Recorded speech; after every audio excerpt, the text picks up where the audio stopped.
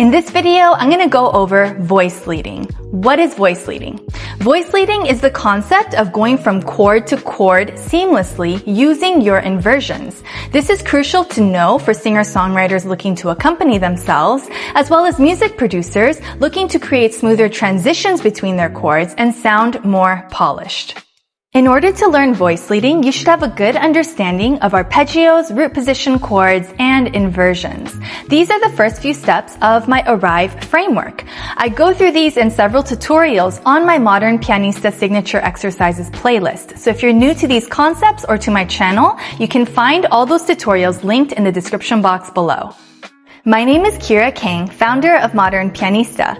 As an award-winning piano teacher with Steinway & Sons Beverly Hills and classically trained pianist turned R&B artist music producer, I learned firsthand, the hard way, the most important concepts you should be focusing on as a singer-songwriter producer. These concepts are actually really common in music, but they're not frequently addressed in traditional piano lessons, which I believe is a tragedy. It gatekeeps a lot of people from learning how to play piano, learning how to enjoy and connect with music on a deeper level. So I'm really excited to create educational resources and create these videos to make this information more accessible to people all over the world. Having taught piano lessons for the past 12 years, I've witnessed and personally seen my students grow and transform over the years. I've also experienced this in my own artist journey, so I know this stuff is so important and I know that it works. I want you to connect with what you're doing, your instrument, your craft. Let's start in the keys of C major and A minor. C and A minor are relative to one another, meaning they share the same key signature, 0 sharps and 0 flats. This will have you playing on only the white keys. This is really helpful to understand concepts this way. And then as you grow and progress, you can add sharps and flats and do the same thing in different key signatures, and it'll be so much easier. We're going to start by working 2 chords. I'm going to show you the concept of voice leading, and we're going to practice going back and forth. Inversions are different ways to play the same chord. So when you're starting with triads, there's 3 different ways. You have your root position C, E, G, you have your first inversion E, G, C, and you have your second inversion G, C, E. Now if you're also doing the same thing in A minor, root position A, C, E, first inversion C, E, A, second inversion E, A, C. Now it's important to know this because it helps you go from chord to chord seamlessly. So if I'm coming from a root position C major chord, instead of picking up my whole hand and going all the way up here, or picking up my hand and going all the way over here, you just need to actually sub out this G for this A. And when you do that, your hand will automatically want to have 2, finger number 2 on the E. So moving from finger 3 to finger 2. So C, E, G becomes C, E, A. And notice how seamless that sounds.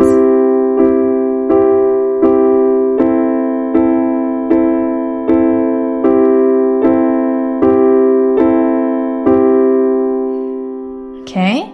Now if you're coming from E, G, C, again, you're going to swap out this G for A, and that becomes first inversion C major chord to a second inversion A minor chord. Okay, last one. If you're coming from G, C, E, all you have to do is shift your thumb over, and it becomes A minor.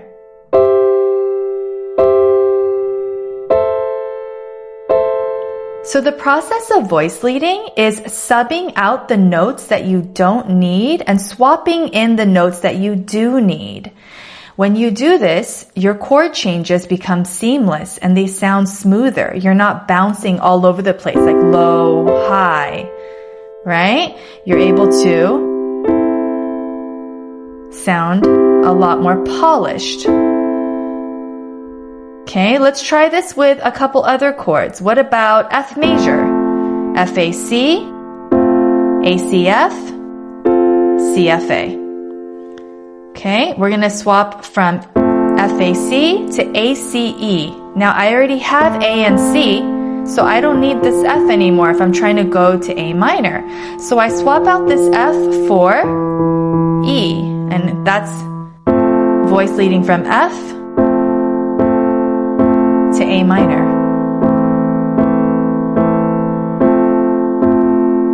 See, it already sounds like a song.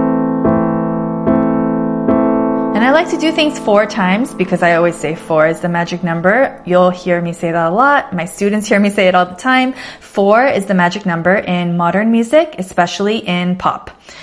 So it's nice to feel it out and get a sense of that 4/4 time signature, even when you're practicing. Actually, especially when you're practicing, that should be the time that you feel things out. Okay, let's also try going from G chord to C chord. Now we have GBD as your root position, BDG as your first inversion, DGB as your second inversion. So let's come from a root position G chord. Now I already have G, and I'm looking for CEG to get to my C chord. I don't need B and D, but I need C and E. So where is the closest C and E? Instead of picking up my whole hand and coming over here, and you can hear that sounds pretty. Once you start understanding the way things sound, you become more nuanced and sensitive to the way things sound. You'll hear that root position does sound pretty amateur. You gotta start somewhere. I'm not knocking it, but it's just a more sophisticated way to get to your chords. It's smoother. It sounds more polished. GBD becomes GCE, which is an inversion of C major. Okay, so that is a process of voice leading. It's understanding what inversions are and getting to the closest inversion of the next chord by swapping out notes that do not belong in that next chord and subbing them out for the notes that you need. I want you to start referring to your chords as numbers. These are just scale degrees because everything in music is based off of a scale and we use a lot of numbers. So learning how to call things by the respective number or scale degree is a really important thing to implement from day one because this will make all the information you're learning now interchangeable with other key signatures in the future. Okay, so you got some work in with triads. Let's move on to seventh chords. As I mentioned previously, everything in music is based off of the scale, based off of scale degrees, and so we use numbers.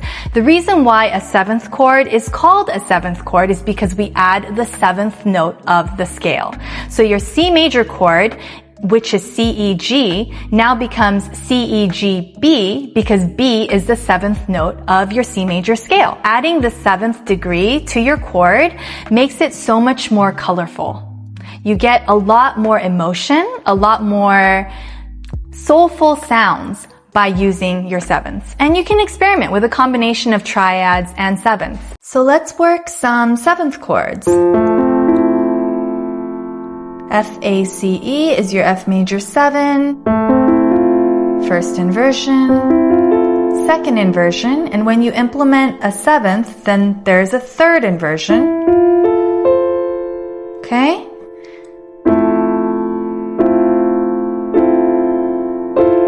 And the relative minor is D minor. We have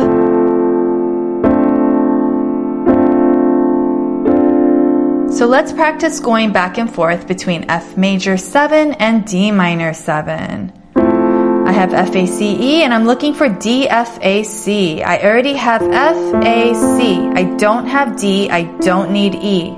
Get rid of the E, swap it out for D. This would be the closest inversion. It's just one note.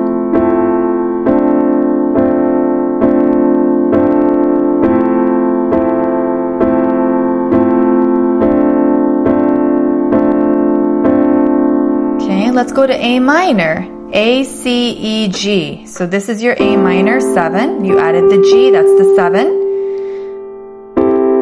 First inversion, second inversion, third inversion. So if I'm going from F major 7, voice leading to D minor 7, and I have D, F, A, C, they're scrambled up, it's F, A, C, D, and I'm looking for A, C, E, G. what do I already have? I already have the A, I already have the C. I'm looking for E and G. I don't need F and D. So look for the E and the G. Now you can go up or you can go down. And again, like I said, it's based on how it sounds, how it feels for you as a creator. Also, where are you in the song? Is the song just starting out? Are you building momentum? Or are you finishing the song? Is it coming to a close? These are all things that you can now consider now that you have more options. So if I'm coming from this D minor 7 chord, F, A, C, D, D, F, A, C scrambled, and I'm looking for A, C, E, G, I need E and G. I need to get rid of F and D. So I can come here. Right? That's voice leading up.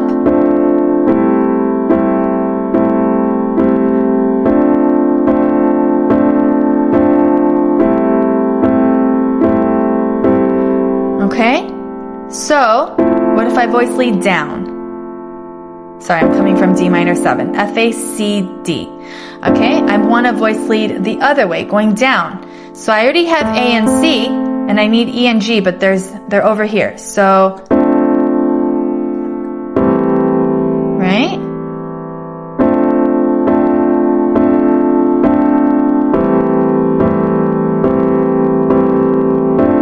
Voice leading down.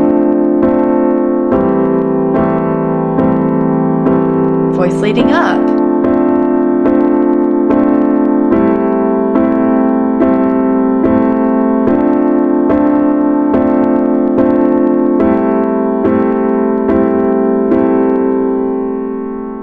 So practice your voice leading using triads and sevenths, going up to the nearest inversion or going down to the nearest inversion.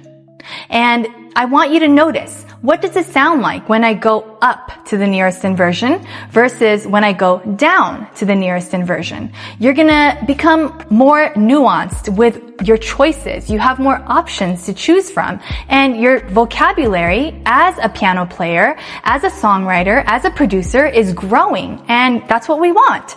If you're going up to the nearest inversion, maybe the song is progressing, the emotion and energy is building. Right? If you go down to the nearest inversion, then maybe the song is coming to a close and you're finishing it off, right? So you're gonna make different choices based on where you are in the song and what you're trying to convey. When you have these tools and you're able to use it, then you're able to paint a more personal experience for your listeners and yourself. Most importantly, yourself, because when you are connected to what you're doing, then that is when other people feel drawn to what you've created. I'm here to help you grow as a musician, artist, and singer-songwriter producer. I'm devoted to preserving the integrity of artistry and music education.